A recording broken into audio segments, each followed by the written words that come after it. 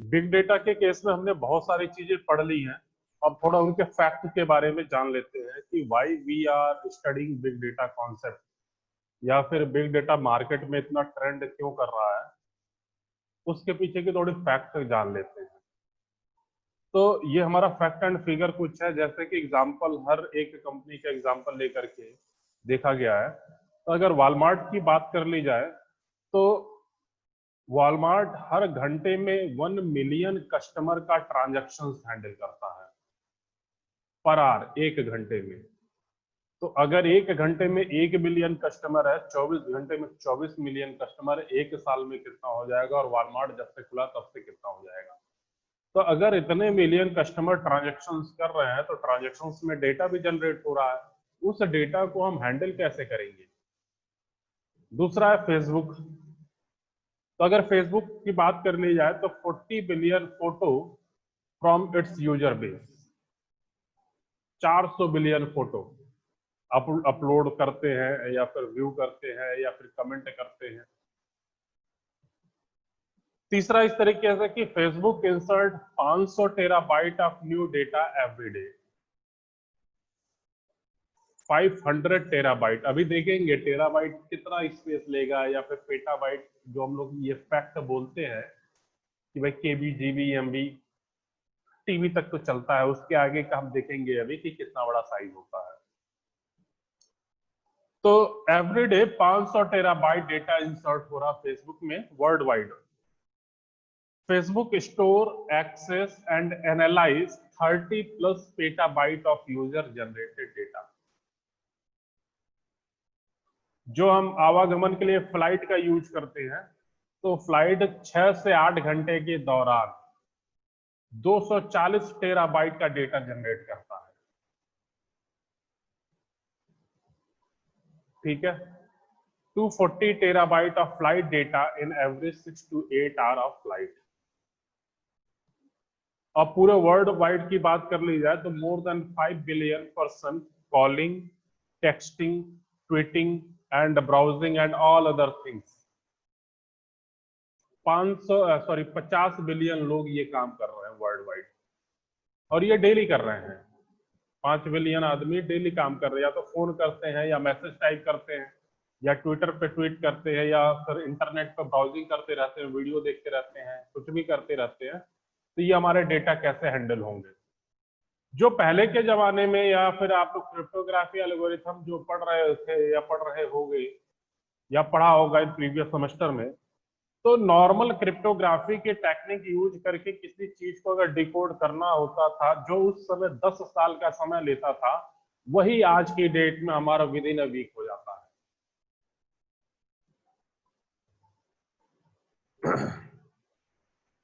और लास्ट में कि अगर largest AT&T database, so it handle a data in one unique database, that is a 312 terabyte, and the second largest number of a unique database 1.9 trillion, which comprise AT&T, means American telephone directory की बात हो रही है। तो AT&T extensive calling records. तो ये कुछ fact and figure थे कि डेटा हमारा कहाँ से जनरेट हो रहा है और कितना डेटा हमारा जनरेट हो रहा है, किस रेशियो से हो रहा है। तो क्या इतना डेटा हमारा नॉर्मल टेक्नोलॉजी या ट्रेडिशनल टेक्नोलॉजी क्या हैंडल कर सकती है?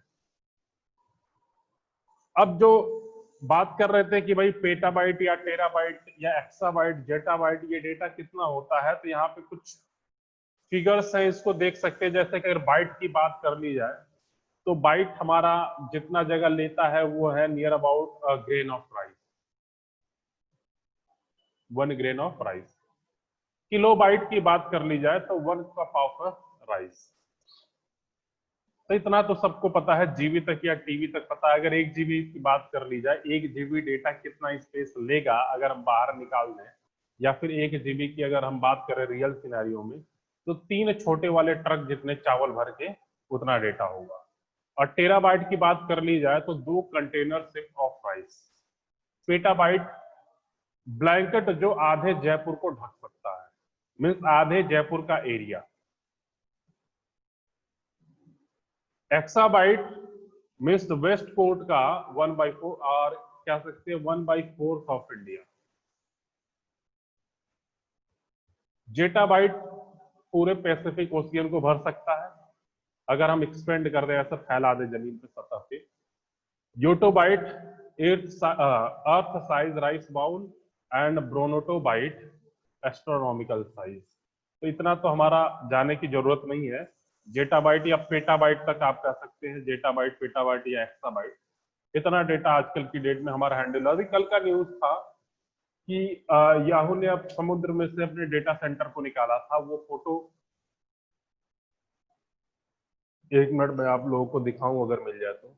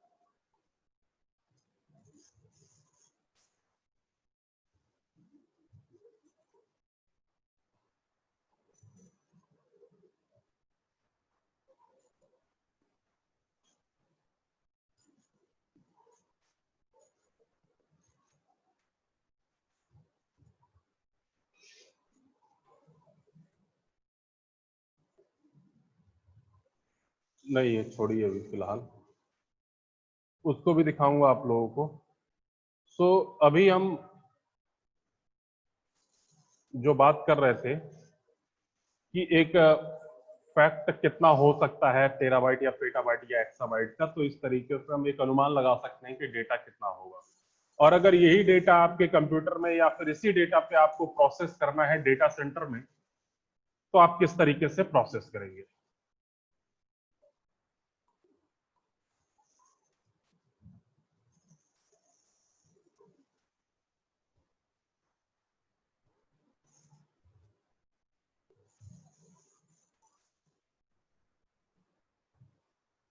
Now where is the problem. Problem कहां है, किसके साथ प्रॉब्लम। अगर प्रॉब्लम यही थी, या प्रॉब्लम ये है कि अगर हम बिग डेटा के कॉन्सेप्ट का ना यूज करके अपना डेटा स्ट्रक्चर यूज करें या अपना आरडीबीएमएस यूज करें,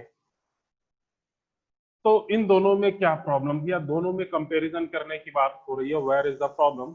तो अगर ट्रेडिशनल आरडीबीएमएस की बात कर ली जाए, then traditional RDBMS query is not sufficient to get useful information out of the huge volume of data. To search it with a traditional tools to find out if a particular topic was trending would take so long that the result would be meaningless by the time it was computed. समय इतना ज्यादा हो जाएगा कि वो meaningless हो जाएगा। जब हमें डेटा चाहिए तो उस समय डेटा तो मिला नहीं, बाद में 1-2 घंटे बाद डेटा मिल रहा है, तो उस डेटा को कोई वैल्यू नहीं रह गया। और तीसरा है कि big data come up with the solution to store this data in a novel way in order to make it more accessible, and also to come up with the method of performing analysis on it.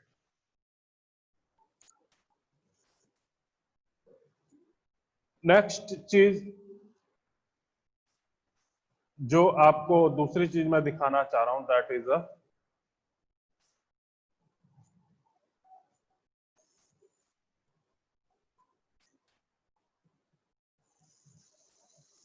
3V concept. This one 3V concept. So IBM consider big data 3V, और 3V हम लोगों ने पढ़ा भी था, उसको explore करते हैं। तो 3V का कॉन्सेप्ट है ये volume, velocity and variety. So volume, velocity and variety, इस बारे में हम देखते हैं। तो वॉल्यूम की बात कर रही है कि कितना हमारा स्केल है, किस स्केल से डेटा आ रहा है, कितना ज्यादा अमाउंट है। और वेलोसिटी किस स्पीड से डेटा आ रहा है, means sometimes 2 minute is too late, For time sensitive process such as catching fraud, big data must be used it stream into your enterprise in order to maximize its value. Scrutinize 5 million trade events created each day to identify potential fraud. Analyze 500 million daily call detail record in real time to predict customer. तो इसमें कहानी देखो, velocity की बात या volume की बात हो रही है कि वॉल्यूम किस अमाउंट में डेटा आ रहा है, और वेलोसिटी की बात हो रही है तो कितना तेजी से डेटा आ रहा है। मींस अगर हमारे पास इस एग्जांपल में या फिर यहाँ पे जो सिनेरियो दिया हुआ है वो यही है कि हमारे पास जो डेटा है वो कितना तेजी से प्रोसेस कर रहा है। लाइक एज ए कोई मुझे हैक करना चाह रहा है तो कितना तेजी से कर रहा है, स्पीड कितनी है। कोई फ्रॉड कर रहा है, ऑनलाइन फ्रॉड करने की कोशिश कर रहा है, तो क्या उसकी स्पीड को मैं कैच कर सकता हूं? तो ये डेटा हमारा फ्लो है, डेटा हमारा एक जगह पे रखा नहीं है, वो फ्लो वे में एक जगह से दूसरी जगह घूम रहा है। तो बात आती है कि कितनी तेजी से उसकी स्पीड क्या है।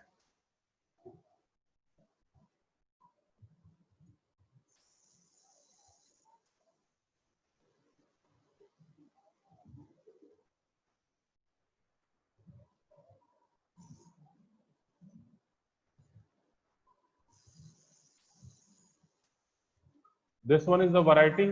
तो वैरायटी के बारे में भी आप लोगों ने सीखा था, 3 तरीके की वैरायटी होती है। स्ट्रक्चर्ड डेटा, जैसे कि हमने आपको बताया था, that is one is a tabular format.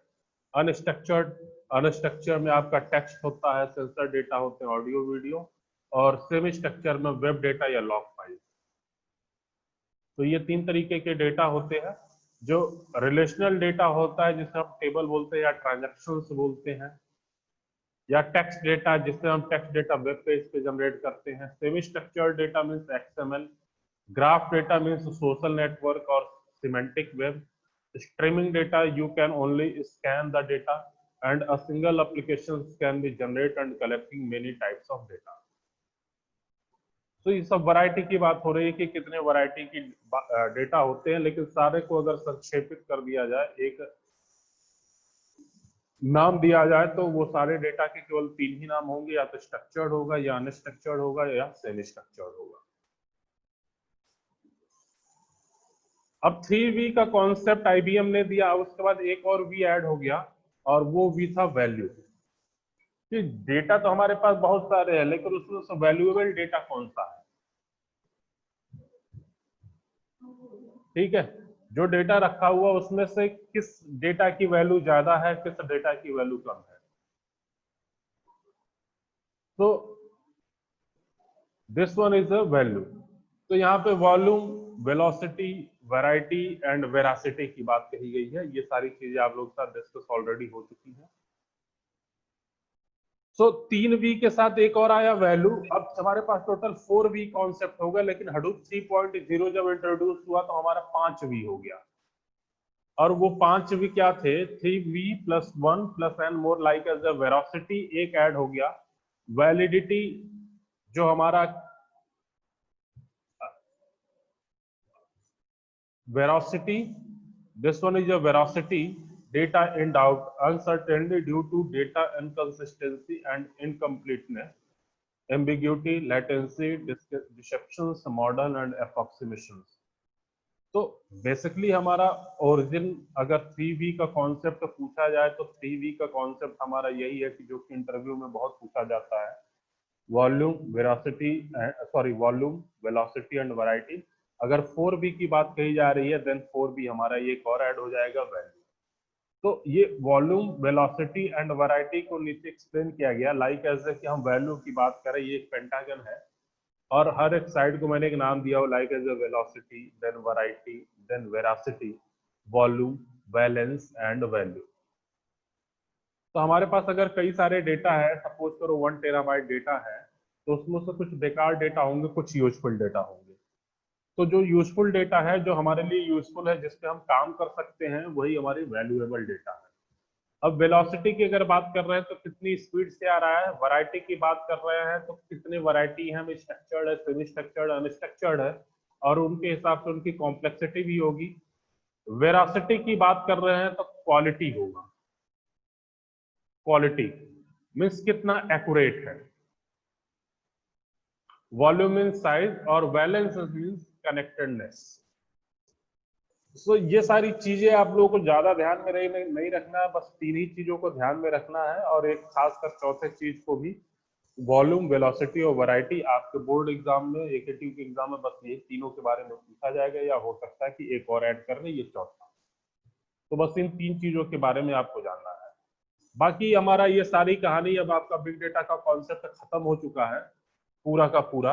ये आज का स्लाइड समराइज करने के लिए था, लेकिन समराइजेशन में कुछ ऐसा है नहीं, बस एक फैक्ट दिखाना था कि डेटा कहाँ से जनरेट हो रहा है और कितना डेटा आ रहा है, जो आपको पहले सीट में दिखा दिया गया था। तो ये हमारा पूरा कॉन्सेप्ट था। अगर किसी को कंफ्यूजन है किसी भी टॉपिक में तो क्वेश्चन कर सकता है। पूरे बिग डेटा से 5th यूनिट में जितना अब तक पढ़ाया गया, उसमें से किसी को कोई भी किसी भी टॉपिक में कंफ्यूजन है, कुछ नहीं समझ में आया हो, तो वो पूछ सकता है।